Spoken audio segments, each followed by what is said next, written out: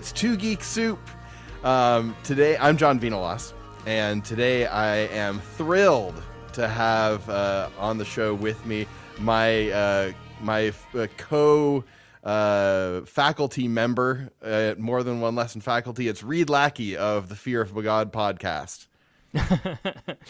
Hi, John. How's it going, buddy? I am great. All right. Well, dude, I've been looking forward to this for a while, and I know we have Me limited too. time today, so we're going to go ahead and just jump right into talking about Doctor Strange. Yes. And I think it was really fitting to have Reed here on the show for this today. For those of you who don't know, I've been looking for a way. I was just waiting for Stranger Things to come up on the podcast, Reed, with any of my other co-hosts, so that I could say, Sure. oh, by the way, our buddies over at the Fear of God podcast did an extensive coverage of Stranger Things, and so that's why Indeed. we are not going to do it. So thanks for taking that hit for the team. You're very welcome. If you guys like Stranger Things, definitely check out those episodes over at the Fear of God. And if you're at all interested in what we as Christians can learn from movies in the horror genre, that's just a great podcast to be listening to in general. And Reed and Nathan are really thoughtful commentators and fun to listen to. So I appreciate that, buddy. Thank you. yeah, no problem. So anyway, since Doctor Strange is the entry in the Marvel Cinematic Universe that gets the closest to horror, I don't think we could rightfully call it, horror, just on its own terms. Yeah, Although I there are a agree.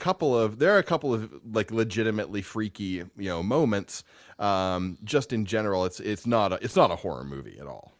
Right. I agree. I think the closest it comes, honestly, is with sort of the creature design of both, the primary villain and the sort of the deific entity at the end. I think those are the sort of the primary entry points to something that's a bit more frightening or horrific, as it were. Mm-hmm. But no, other than that, it's not quite horror. But most of Marvel and most superhero stories in general don't quite skirt up to that edge. This definitely comes closer than most do. Right, and certainly in the MCU, obviously, I think I wouldn't have too much problem calling most of the Blade movies. Oh, absolutely, sort of very mild horror, but absolutely.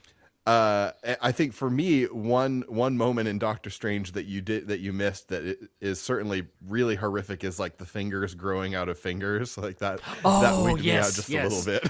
Yes, in terms of things that will make your skin crawl, there are an abundance in this film. Not only just like sort of the visuals, the fingers growing out of fingers, but also even just more practical things like when he's recovering from his accident and he sees his hands for the first time. Like Yeah. that's liable to make your skin sort of squirm a little bit. So Yeah. yeah, I definitely agree. Well, and also, as we just go ahead and just get right into the content of the movie here, in terms of things that just will make you really uncomfortable, and I have this in my notes, is when he's talking to Christine, his colleague at the hospital, who's also Right. an accomplished surgeon in her own right, and we understand that they've had some kind of a past here.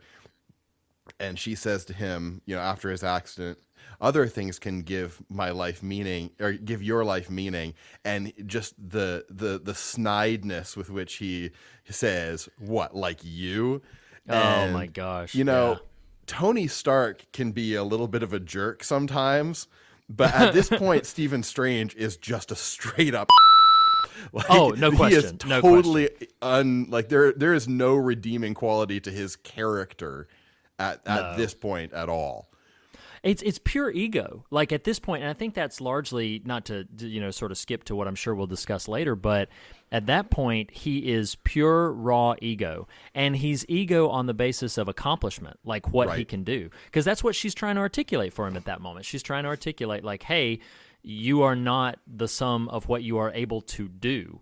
And when his implication, which that's a pretty tight scripting moment, because his implication by that she's implying that you can find meaning in things like relationship. You can find meaning in things like, helping others, or Right.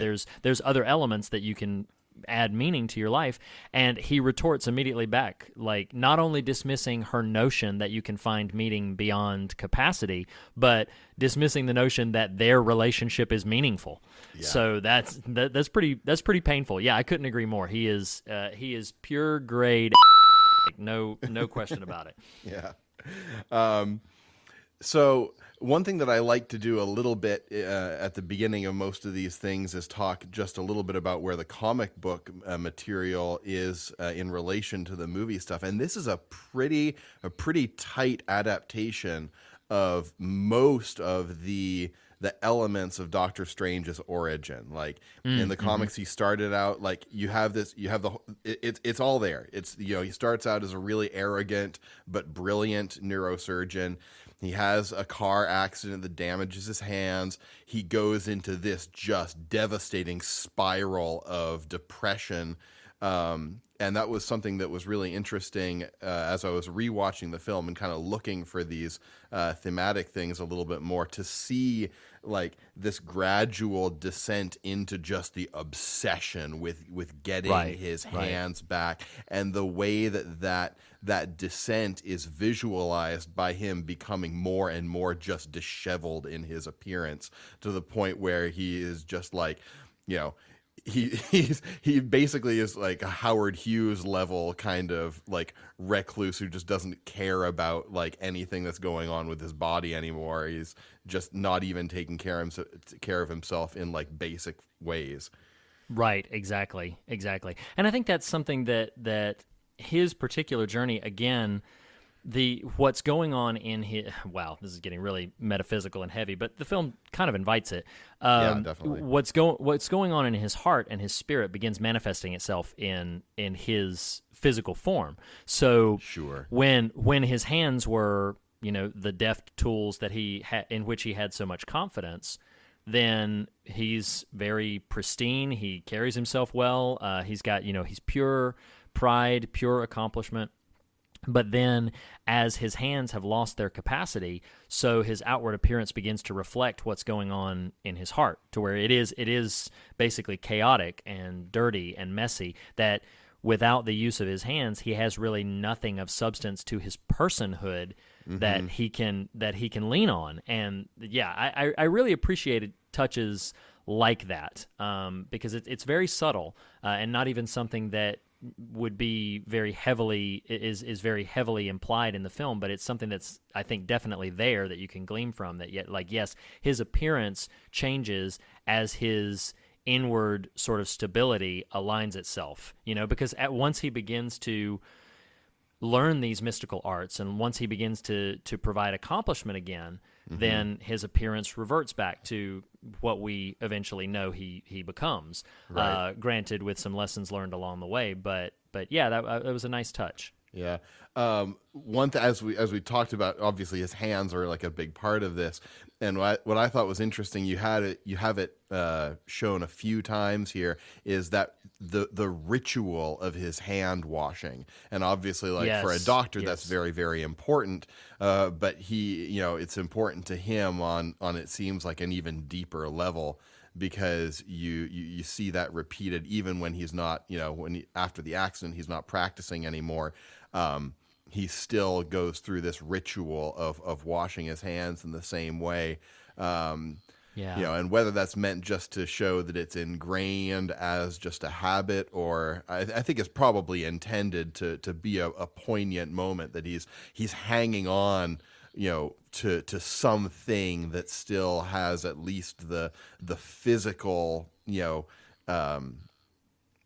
kinesthetic just relation to these things that he has lost. Right. Well, and that's where we provide our comfort when we have our loss. Is we provide ourselves comfort in our habits and in our rituals. The things that are familiar to us help us to sort of anchor ourselves when things are unfamiliar. And yeah, it's one of those things where, because he is so abrasively arrogant in the very beginning, you understand why the loss of his hands is crucial to his personal journey, right, and to what he's going through and what he's going to come out from as when he emerges as a hero. But it is also quite poignant to see he's kind of a pitiful character in a couple of ways. Oh, definitely.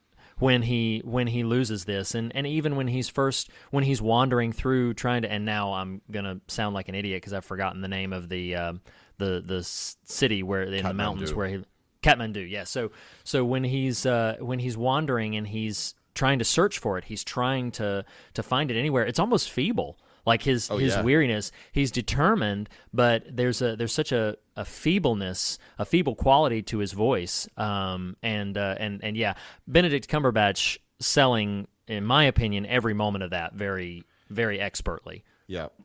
Yeah, and there have been a couple of moments, and I've talked about these in past episodes, where I would hear about the casting of a particular lead character and think, I don't know about this, but there was not a single second of that with this, because Benedict Cumberbatch, for me, I think he's the only guy who could really have done Doctor Strange justice in terms of actors who are currently working.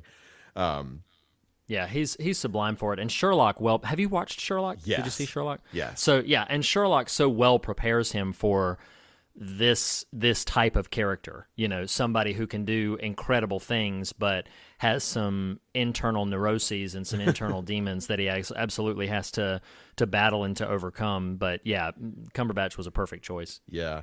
So in terms of, we can just get into some more things here. I don't know if we're going to really talk about the storyline and the content a lot here, because there's so much that you can dig into this, there's so much to dig into in this film, from a thematic standpoint, and from absolutely. From a Christian standpoint, when we want to look at what can we pull out of here.